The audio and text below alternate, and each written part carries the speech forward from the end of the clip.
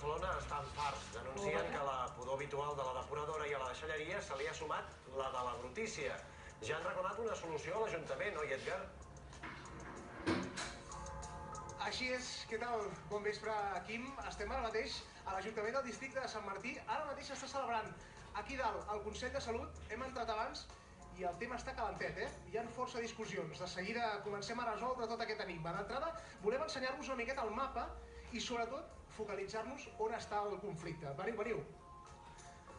Amb el permís de l'Abel, en plan nova del temps. Això és el quadre general del districte de Sant Martí, amb els diferents barris del districte, per cert, el segon districte amb més població de Barcelona, i la gent es queixa, els veïns es queixen d'això. Fixa't, Guillem, enfoquem aquí. Tota aquesta zona d'aquí hi ha una depuradora, una incineradora, també hi ha un assecat de fangs que produeix males olors, dioxines, etc. Que no només agafa a Barcelona, sinó que també agafa Sant Adrià i part de Badalona. Anem a conèixer com està ara mateix el tema, amb un perfil més tècnic. Aquí tenim el trident que m'està esperant, de veïns, la Silvina, l'Enric, com esteu? Fa una miqueta de fred, I la Begoña. Begoña, necessitem un perfil més tècnic perquè ens expliquis exactament i conscienciïs a tot Barcelona i a la resta de Catalunya, d'Espanya i d'Europa, que realment això és perillós, que les dioxines provoquen problemes de salut importants. Sí. L'any 2014 ja es va fer un estudi a la zona on vivim, que la va fer el professor Domingo, que és un catedràtic de toxicologia molt reconegut a nivell mundial, i es va avisar que teníem un nivell de dioxines més elevat que la resta de llocs on hi ha altres incineradores de residus urbans i que en principi allà no tenen cap problema. I nosaltres teníem un nivell més alt. L'any 2017 s'ha tornat a repetir aquest estudi i la sorpresa ha sigut que el nivell de dioxines en aire encara és més elevat. És a dir, que els veïns de la zona estem exposats a un nivell de dioxina de 2,5 vegades superior al de la resta de veïns que viuen a prop d'altres incineradores on no tenen aquest problema. Les dioxines són cancerígenes. Tenim un nivell més elevat de dioxines que la resta i per tant estem exposats a un nivell de càncer més elevat que la resta de veïns. Estic segur, això no és qualsevol broma. Ells formen part de la coordinadora AireNet, que la conformen 18 associacions de veïns, 12, perdona.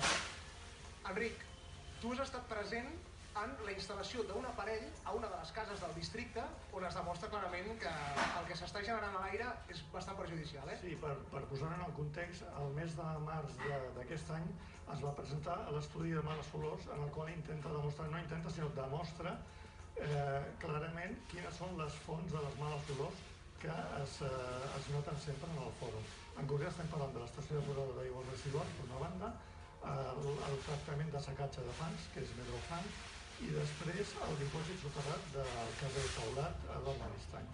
Per posar-vos un exemple, aquí es van fer mesures en un dels habitatges del carrer Llull, en concret el número 420, i l'estudi, a la seva pàgina 52, aquí ho porto i ho podeu veure, demostra que les mesures, parlant dels micrograms metre cúbic, que el llindar de confort està establert en 200 micrograms, van ser de 6.664 micrograms metre cúbic en un dels habitatges. Això és brutal, no? Bueno, tu mateix, de 200 a 6.664. Això ho diu l'estudi del pàgina 52. Sí, va, ben preparat amb l'iPad com el Donzué. Digues, Quim, digues. No, si hi ha alguna hora del dia en què se sentin més aquestes olors o és tot el dia per igual? Bona pregunta, després en el vídeo ho veurem. Enric, perquè la gent ho sàpiga, l'olor aquesta fortor és constant? Bueno, jo per sort estic constipat i no ho notem, però a quines hores passa això? Fonamentalment passa als mesos d'estiu, que és quan més calor fa, no? És juny, juliol, agost i a principi de setembre. A la resta de l'any també es nota, però tenint en compte que els habitatges, degut a les temperatures, estan amb les finestres tancades, no ho podem apreciar tant.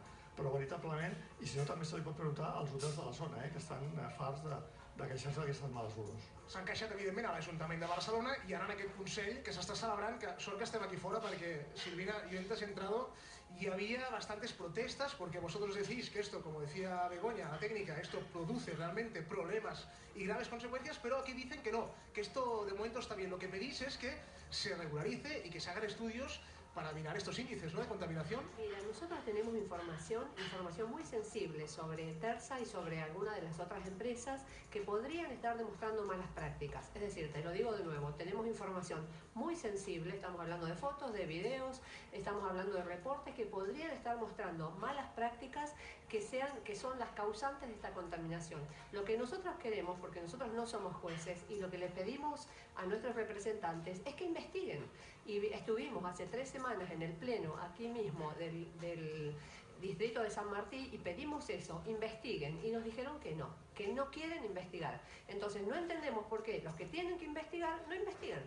Realmente se nota que hablas en público porque te has cogido la cámara como si fueses tú una presidenta del gobierno, No, lo que pasa es que sabemos lo que queremos y nos parece inaudito que nos digan que no. Entonces estamos aquí otra vez en el Consejo de Salud para pedirles eso, investiguen. Nosotros los vamos a ayudar porque tenemos información, pero lo que queremos es además una investigación transparente, porque no nos olvidemos que algunas de estas empresas, como Tersa, son empresas públicas, es decir, es una empresa que es propiedad del Ayuntamiento de Barcelona.